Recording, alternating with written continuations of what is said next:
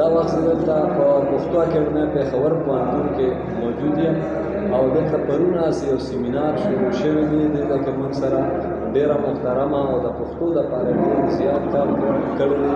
مصنف هم ده، شاعر هم ده، ادیب هم ده او بیا د ادبي تنظیمونو منتظم هم پاتې شوي دي او دوی په هغو چوکو باندې اوس هم ذمهواري ترسره کوي.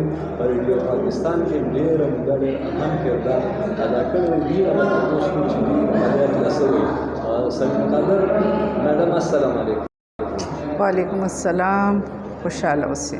دا پرونه داسې چې دلته کوم پروګرام شروع شوی دی سیمینار او نن هم جاري دی، دې ته په کم نظر ګورئ؟ امجد وروڼي دا خو ډېر زیاته ښه خبره ده چې د پښتو املایي ستونزو او د پښتو د پرمختګ دپاره دا سیمینار چې دی را جوړ کړی شوی دی.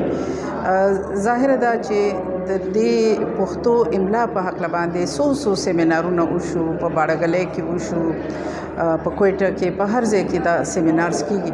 خو د املا دا ستونزې چې دي دا همدغه شانتې به حل کېږي، همدغه شانتې چې دا سیمینارونه کېږي، د خلکو په علم کې اضافه کېږي. دغه شانتې ډېرو کسانو پکې مقالې ووې چې د هغې نه ډېر خلک مستفید شو. سره زما پرون په یو نشست کې زه هم په پریزیډیم کې وم او ما هغه هر څه ډېر د نږدې نه وکتل او واورېدل او ډېره زیاته خوشحاله شوم چې د پښتو دپاره لګیا دي زمونږ نوی کل او زمونږ مشران ټول په یړ باندې لګیا دي او د خدمت یې کوي او کار کوي.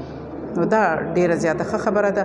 داسې سیمینارونه چې دي نو دا وخت په وخت پکار دي چې وشي چې پښتو ژبه چې دا خو اصل ډېره مالداره ژبه ده، ډېره وسیع ژبه ده چې د دې دا وسعت چې دی دا وسیع شي، نورو خلکو ته ورسي.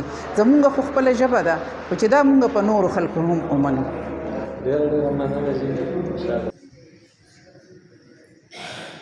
ډېره مننه محترم وایس چانسلر صاحب، د وایس چانسلر صاحب تقریر او بیا دا څنګه ده چې تاسو نظر کړله چې تاسو پوښتنې وکړئ، پوښتنې ډېرې زیاتې دي او محترم ویسي صاحب ته به دا خبره وکړو چې دا پښتانه داسې ځپلي دي، داسې د ژبو ځپلي دي چې دې ته که چا وایي چې پوښتنې وکړئ بیا ورځې شولې پوښتنې نه کوي.